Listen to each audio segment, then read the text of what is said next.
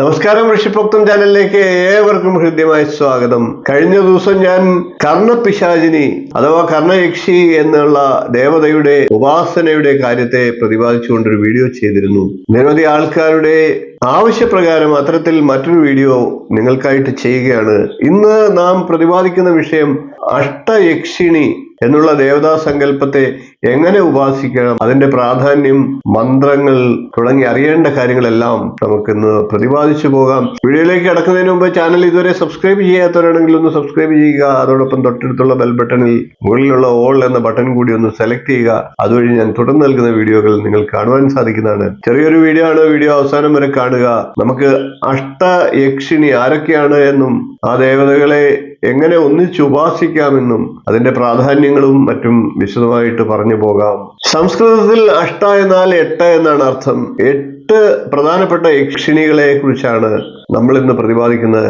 യക്ഷിണികൾ ആരൊക്കെയാണ്? അപ്സരസുകൾ, യക്ഷിണികൾ തുടങ്ങി നമ്മുടെ പുരാണങ്ങളിൽ പ്രതിപാദിച്ചിട്ടുള്ള ദേവതാ സങ്കല്പം എന്താണ്, എത്രയൊക്കെ യക്ഷിണികളുണ്ട് തുടങ്ങിയ നിരവധിയായിട്ടുള്ള കാര്യങ്ങൾ അറിയേണ്ടതായിട്ടുണ്ട്.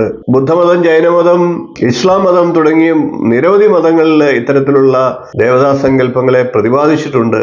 ബുദ്ധമതത്തിൽ 200-ലധികം യക്ഷിണി സങ്കല്പത്തിലുള്ള പേരുകൾ ലഭ്യമാണ്.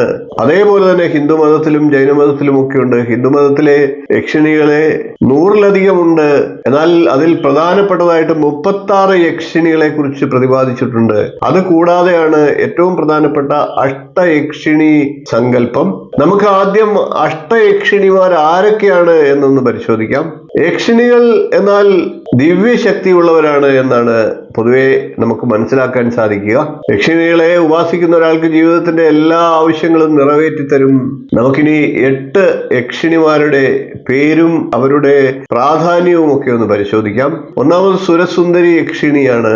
ഈ യക്ഷിണി അതീവ സുന്ദരിയായിട്ടാണ് പറയുന്നത്. നല്ല സാമ്പത്തികവും നിരവധിയായിട്ടുള്ള സ്വത്തുവകകളും നൽകാൻ ശേഷിയുള്ള ദേവതയാണ് സുരസുന്ദരി യക്ഷിണി. അഷ്ടലക്ഷ്മികളിൽ രണ്ടാമത്തെ യക്ഷിണിയുടെ പേര് മനോഹരി യക്ഷിണി എന്നാണ്. മനോഹരി യക്ഷിണിക്ക് വിസ്മയിപ്പിക്കുന്ന വ്യക്തിത്വമുണ്ട്. ഈ യക്ഷിണിയും ഉപാസിക്കുന്ന ഒരാളെ ധനികനാക്കാൻ വളരെയേറെ പ്രാപ്തിയുള്ളയാളാണ്. മൂന്നാമത്തെ യക്ഷിണിയുടെ പേര് കനകവതി എന്നാണ്. സുന്ദരിയാണ് കനകവതി, കൗമാരക്കാരിയാണ്. കൂടാതെ കനകവതി എല്ലാ ശത്രുക്കളെയും നിഷ്പ്രയാസം പരാജയപ്പെടുത്താൻ കഴിവുള്ളവരാണ്. നാലാമത്തെ യക്ഷിണിയുടെ പേര് കാമേശ്വരി യക്ഷിണി എന്നാണ്. യുവതിയാണ് കാമേശ്വരി യക്ഷിണി, വശീകരിക്കാൻ ശേഷിയുള്ളവളാണ്. കാമേശ്വരി യക്ഷിണി സന്തോഷവും പണവുമാണ് നൽകുന്നത്. അഞ്ചാമത്തെ യക്ഷിണിയുടെ പേര് രതിപ്രിയ എന്നാണ്. സ്വർണ്ണ നിറമുള്ളതായിട്ടാണ് രതിപ്രിയയെ വിശേഷിപ്പിക്കുന്നത്. ഈ യക്ഷിണിക്ക് സ്വർണ്ണാഭരണങ്ങൾ വളരെ ഇഷ്ടമാണ്. ഈ രതിപ്രിയ യക്ഷിണി സന്തോഷവും ശക്തിയും ഉപാസിക്കുന്നവർക്ക് നൽകുന്നു. ആറാമത്തെ യക്ഷിണിയുടെ പേര് പത്മിനി എന്നാണ്. പത്മിനിയുടെ കണ്ണുകൾ വലുതും മനോഹരവുമാണ് എന്നാണ് വിശ്വാസം. മാനസിക ശക്തിയും ആത്മവിശ്വാസവും ഉപാസിക്കുന്നവർക്ക് പ്രദാനം ചെയ്യുന്ന യക്ഷിണിയാണ് പത്മിനി. ഏഴാമത്തെ യക്ഷിണിയുടെ പേര് നാട്ടി എന്നാണ്. നാദി, നാറ്റി, നാട്ടി എന്നൊക്കെ പല സ്ഥലങ്ങളിലും വിവിധ പേരുകളിൽ വ്യത്യസ്തമായി ഉച്ചരിക്കാറുണ്ട്. നാട്യയക്ഷിണി ഉപാസകരെ എല്ലാ സാഹചര്യത്തിലും സംരക്ഷിക്കുന്നു. കൂടാതെ എല്ലാ വിധത്തിലുള്ള സുരക്ഷയും നൽകുന്നു. എട്ടാമത്തെ യക്ഷിണിയുടെ പേര് അനുരാഗിണി എന്നാണ്. അനുരാഗിണി യക്ഷിണി സുന്ദരിയും പ്രസരിപ്പുള്ളവളുമാണ്. അനുരാഗിണിയുടെ നിറവും അതിസുന്ദരമാണ്. ഈ യക്ഷിണിയെ ഉപാസിക്കുന്നവർക്ക് സമ്പത്തും പ്രസരിപ്പും പ്രശസ്തിയും ബഹുമാനവും ഒക്കെ ലഭിക്കും.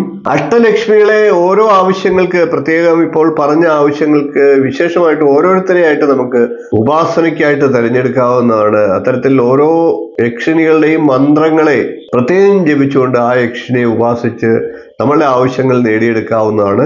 അതേപോലെ തന്നെ അഷ്ടയക്ഷി സങ്കല്പത്തിൽ ഈ 8 യക്ഷിണികളെയും ഒരു ദേവതയായിട്ട് സങ്കല്പിച്ചുകൊണ്ട് ഒരു മന്ത്രസിദ്ധിയിലൂടെ ഈ യക്ഷിണികളെ ഒന്നിച്ചുപാസിച്ച് ഈ വിവിധ കാര്യങ്ങളെ ഒന്നിച്ച് നേടിയെടുക്കാവുന്നതാണ്. നമുക്ക് ഈ അഷ്ടയക്ഷിണി ദേവതാ സങ്കല്പത്തിലെ എങ്ങനെയാണ് ഉപാസിക്കേണ്ടത്, മന്ത്രം എന്താണ് എന്നൊക്കെ ഒന്ന് പരിശോധിക്കാം. അർദ്ധരാത്രിയിലാണ് ഈ ദേവതാ സങ്കല്പത്തിൽ ഉപാസിക്കേണ്ടത്. അഷ്ടയക്ഷിണി സങ്കല്പത്തിൽ പ്രാർത്ഥനയോടുകൂടി വെള്ളിയാഴ്ച ദിവസം തെരഞ്ഞെടുത്ത് അർദ്ധരാത്രിയിൽ കുളിച്ച് ശുദ്ധമായതിനു ശേഷം വൃത്തിയുള്ള പിങ്ക് നിറത്തിലുള്ളതോ അല്ലെങ്കിൽ മറ്റേതെങ്കിലും തരത്തിലുള്ള പട്ടുവസ്ത്രങ്ങളോ ധരിച്ചുകൊണ്ട് ഉപാസനയിലേക്ക് കടക്കാവുന്നതാണ്. ഒരു കമ്പിളിപ്പായ വിരിച്ചിട്ട് വടക്കോട്ട് ദർശനമായി ഇരുന്നു കൊണ്ട് വേണം അഷ്ടയക്ഷിണി ഉപാസന ചെയ്യുവാൻ. കമ്പിളി ഉടുപ്പുകൾ ധരിക്കുന്നതും ഗുണഫലത്തെ വർദ്ധിപ്പിക്കും. ഒരു നെയ്വിളക്ക് മുമ്പിലായി കൊളുത്തി വെക്കേണ്ടതാണ്. സുഗന്ധദ്രവ്യങ്ങൾ, ധൂപവസ്തുക്കൾ എന്നിവ കരുതി വെക്കേണ്ടതാണ്, കത്തിച്ചു വെക്കേണ്ടതാണ്. അതിനുശേഷം 51 പ്രദക്ഷിണം ചെയ്തതിനു ശേഷം ഒരു സ്ഫടികമാല ഉപയോഗിച്ച് ഈ അഷ്ടയക്ഷിണി ഒന്നിച്ചുള്ള ദേവതാ സങ്കല്പത്തിൽ ഒന്നിച്ചുള്ള മന്ത്രത്തെ ചൊല്ലേണ്ടതാണ്. ഓം ഐം ശ്രീം അഷ്ടയക്ഷിണി ആഗശ്ച ആഗശ്ച സ്വാഹ എന്നാണ് അഷ്ടയക്ഷിണി മന്ത്രം. ഈ മന്ത്രസിദ്ധി വരുത്താനായിട്ട് ജപം നടത്തുന്ന വേളയിൽ മത്സ്യമാംസാദികൾ ഉപയോഗിക്കാൻ പാടില്ല. ബ്രഹ്മചര്യം പാലിച്ചുകൊണ്ട് വേണം മന്ത്രോപാസന ചെയ്യാൻ. ഇപ്രകാരം 21 ദിവസങ്ങൾ ഈ ഉപാസന തുടരേണ്ടതാണ്. മദ്യം, പുകവലി തുടങ്ങിയ കാര്യങ്ങളെല്ലാം പൂർണ്ണമായിട്ടും ഒഴിവാക്കേണ്ടതാണ്. ഭക്ഷണ കാര്യത്തിലൊക്കെ മിതത്വം പാലിക്കേണ്ടതാണ്. കൂടാതെ മറ്റേതെങ്കിലും തരത്തിലുള്ള ഉപാസന എടുത്തിട്ടുള്ളവരാണ് അഷ്ടയക്ഷിണി ഉപാസന ചെയ്യുന്നതിന് അനുയോജ്യർ. കൂടാതെ ഈ ഉപാസന ചെയ്യുന്നതിന് മുമ്പ് ഗുരു ഉപദേശം നേടേണ്ടതാണ്. ഏതെങ്കിലും ഒരു ഗുരുവിന്റെ ഉപദേശപ്രകാരം മാത്രമായിരിക്കണം ഈ അഷ്ടയക്ഷിണി മന്ത്രജപം നടത്താൻ. ഇത്തരത്തിലുള്ള മന്ത്രങ്ങൾ ഗുരുവിന്റെ പൂർണ്ണ ഉപദേശത്തോടുകൂടി മാത്രമേ ഉപാസനയായിട്ട് തിരഞ്ഞെടുക്കാവുള്ളൂ. യക്ഷിണി ഉപാസനയൊക്കെ വളരെ മാരകമാണ്. അനാവശ്യമായിട്ടും ദുരുദ്ദേശങ്ങളോടും കൂടി ഇത്തരത്തിലുള്ള ഉപാസനയിലേക്ക് കടക്കുന്നത് ദോഷഫലങ്ങളെ വരുത്തി വെക്കുന്നതിന് കാരണമാകും. കഴിഞ്ഞ ദിവസം ഞാൻ പ്രതിപാദിച്ച കർണപിശാചിനി എന്ന ദേവതയുടെ അത്രയും മാരകത്വം അഷ്ടയക്ഷിണി ദേവത ഉപാസനയിലില്ല. എന്നിരുന്നാലും ഇത്തരത്തിലുള്ള ഉപാസനകളെല്ലാം വളരെ ശ്രദ്ധയോടുകൂടി ചെയ്യേണ്ടതാണ്. പിഴവുകൾ പറ്റിയാൽ അത് ആ വ്യക്തിയെ തന്നെ നശിപ്പിക്കും. അതുകൊണ്ട് തന്നെ ഗുരു ഉപദേശത്തോടു കൂടി മാത്രമേ ഇത് ചെയ്യാവൂ എന്ന് വീണ്ടും പറയുകയാണ്. പെട്ടെന്ന് സിദ്ധികൾ നേടുക, ധനം സമ്പാദിക്കുക എന്നീ കാര്യങ്ങളൊക്കെ നിയമങ്ങൾക്ക് വിപരീതമാണ്. അതുകൊണ്ട് തന്നെ ഇത്തരം കാര്യങ്ങൾ പെട്ടെന്ന് പണക്കാരനാകുക, പെട്ടെന്ന് സിദ്ധി വരുത്തുക എന്നിവയൊക്കെ ഈശ്വരീയമായിട്ടുള്ള അനുകൂല കാര്യങ്ങളല്ല. അതുകൊണ്ട് തന്നെ ഇതിനൊക്കെ എപ്പോഴെങ്കിലുമൊക്കെ വിപരീത ഫലങ്ങളും ഉണ്ടാകാം. അതുകൊണ്ട് തന്നെ ഇത്തരത്തിലുള്ള ഉപാസന ഞാൻ പ്രോത്സാഹിപ്പിക്കുന്നില്ല. അഷ്ടയക്ഷിണിമാരുടെ പേരുകൾ നിങ്ങൾക്ക് പറഞ്ഞു. ആ യക്ഷിണിമാർക്ക് പ്രത്യേകം ഓരോരുത്തരെയും തിരഞ്ഞെടുത്തുകൊണ്ട് നമുക്ക് ഓരോ ആവശ്യങ്ങൾക്കായിട്ട് ഉപാസിക്കാവുന്നതാണ്. അത്തരത്തിൽ ഉപാസിക്കുമ്പോൾ ആ ദേവതയ്ക്ക് പ്രത്യേക മന്ത്രങ്ങളുണ്ട്. ആ ദേവതയെക്കുറിച്ച്, ഓരോ ദേവതയെക്കുറിച്ചും പ്രത്യേകമായിട്ട് നിങ്ങൾക്ക് കൂടുതലായിട്ട് അറിയണമെന്നുണ്ടെങ്കിൽ വീഡിയോയ്ക്ക് താഴെ ഒന്ന് കമന്റ് ചെയ്യുക. വീഡിയോ ഇഷ്ടപ്പെട്ടാൽ ഒന്ന് ലൈക്ക് ചെയ്യുക, ഷെയർ ചെയ്യുക, ചാനൽ ഒന്ന് സബ്സ്ക്രൈബ് ചെയ്യുക.